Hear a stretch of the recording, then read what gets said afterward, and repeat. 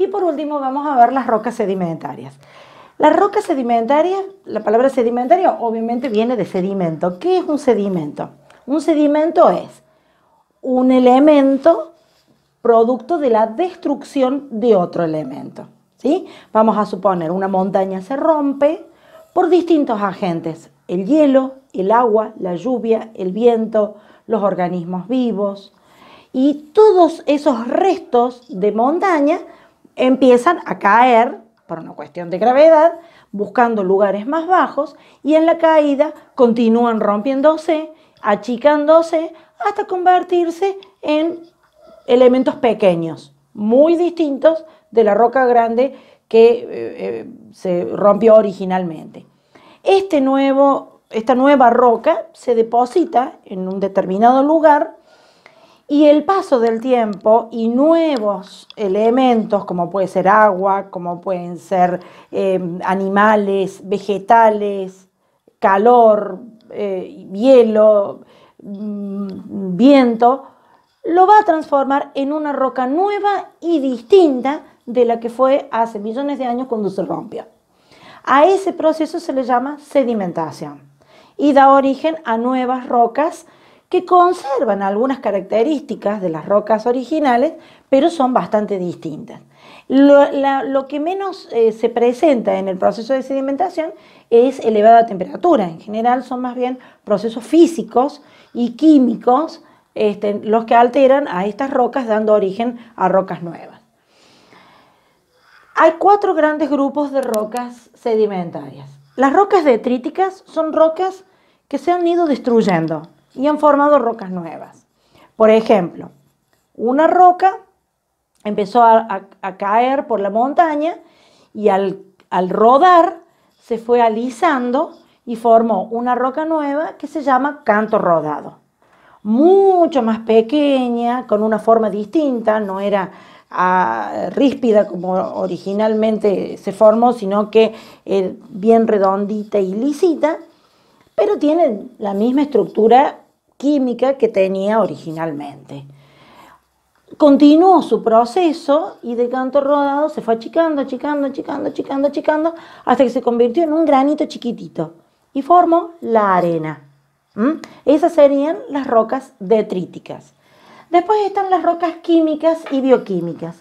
En las rocas químicas y bioquímicas interviene un agente que las transforma químicamente, ¿sí? Puede ser otra roca, la temperatura que transforma minerales, un ácido, puede ser la presencia de organismos vivos que también las transforman, pero la transformación es notable porque hay rocas nuevas con elementos químicos nuevos.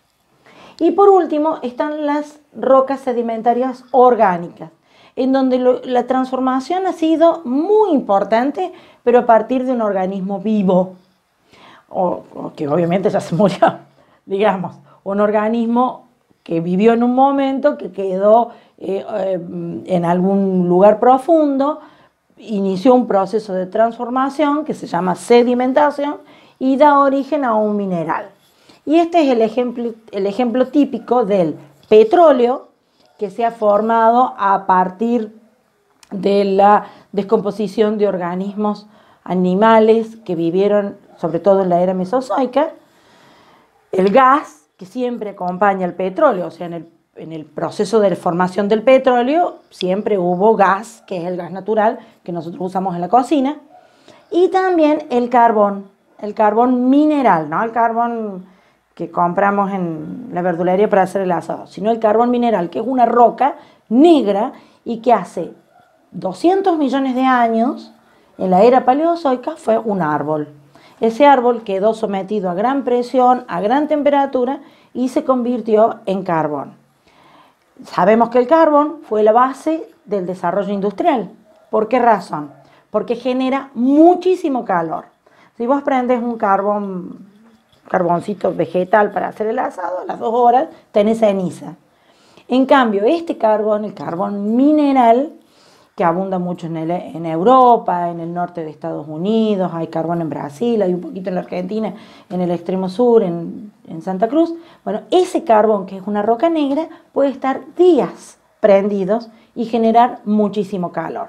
Ustedes imagínense que los barcos cruzaban los océanos en semanas con una determinada cantidad de carbón que llevaban en la bodega. Ese carbón calentaba agua, el agua generaba vapor y el vapor movía el barco, ¿sí? Ese fue el principio del desarrollo industrial, sobre todo de Inglaterra, también de Estados Unidos. El principio de la máquina de vapor del tren, etc. Ese tipo de roca es una roca sedimentaria, en este caso orgánica. Y el petróleo, que en realidad el petróleo es un líquido negro y espeso, es una roca, no parecería, pero lo es, que tiene un origen animal. Los animales, en vez de pudrirse, se transformaron en condiciones muy especiales, ¿no? De todos los miles de millones de dinosaurios, no todos se convirtieron en petróleo, pero los que quedaron en esas condiciones se transformaron y se convirtieron en este líquido negro y espeso que genera tanta cantidad de calor y tanta cantidad de energía y que sus subproductos son prácticamente la base de la industria del siglo XX. Bien, y por último vamos a ver, todo lo que vimos es la clasificación de las rocas de acuerdo al origen, a cómo se formaron. Vamos a ver ahora cómo las clasificamos de acuerdo al uso que le damos. Las rocas, según los usos, digamos, esta es una clasificación muy nuestra, no es ni de los geólogos, ni de los químicos, ni de los físicos, es de acuerdo más o menos a lo que nosotros habitualmente utilizamos. Están las rocas que contienen metales, o sea, las rocas metalíferas, que se caracterizan por ser excelentes conductores del calor y de la electricidad. Todos los metales conducen muy bien el calor y la electricidad, ¿sí? Y las no metalíferas, que no son buenos conductores del calor y de la electricidad. Esa sería una clasificación. Otra clasificación sería las de uso industrial. Por ejemplo, las rocas que se utilizan para la fabricación de determinados elementos, herramientas, maquinaria, en la industria textil, química, bueno, en fin, en todas las industrias hay distintos minerales que provienen de rocas y que tendrían un uso industrial, qué sé yo, el hierro, que a la vez es un metal, o la pirita, que es un no metal, ¿sí? Después están las rocas de aplicación. Las rocas de aplicación generalmente se les dice así a las que se usan en la construcción. Por ejemplo, la arena, el canto rodado, que se usa en los cimientos cuando se construye un edificio. Una roca de aplicación sería el mármol, en este caso como revestimiento, o el granito para la mesada de una cocina o para un piso. Una roca de aplicación sería, por ejemplo, la pizarra, el esquisto, que son rocas que se utilizan en los techos o en los revestimientos. Esas serían las rocas de aplicación. Y después tenemos rocas que son de uso humano. ¿Cómo usamos una roca?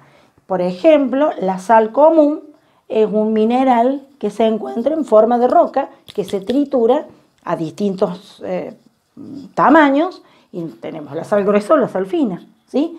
La sal común es cloruro de sodio. Después una roca de uso humano, por ejemplo, es el talco o la tiza, ¿sí? Son rocas que por sus características se utilizan cotidianamente. Y por último, las rocas que tienen características propias, más bien culturales, digamos, o sea, han sido desde los orígenes de la humanidad admiradas por su color, por su transparencia, por distintas características, y se utilizan como adorno. A esas rocas las llamamos preciosas o semipreciosas. En realidad las rocas preciosas son 4, que es el diamante, el rubí, la esmeralda y la amatista. Las demás son semipreciosas. ¿Y esto de qué depende? Del valor. ¿Y el valor de qué depende? Y de la cantidad. Hay muy pocas en la tierra y encontrarlas es como encontrar, a ver, un granito de arena en una playa. Es muy difícil.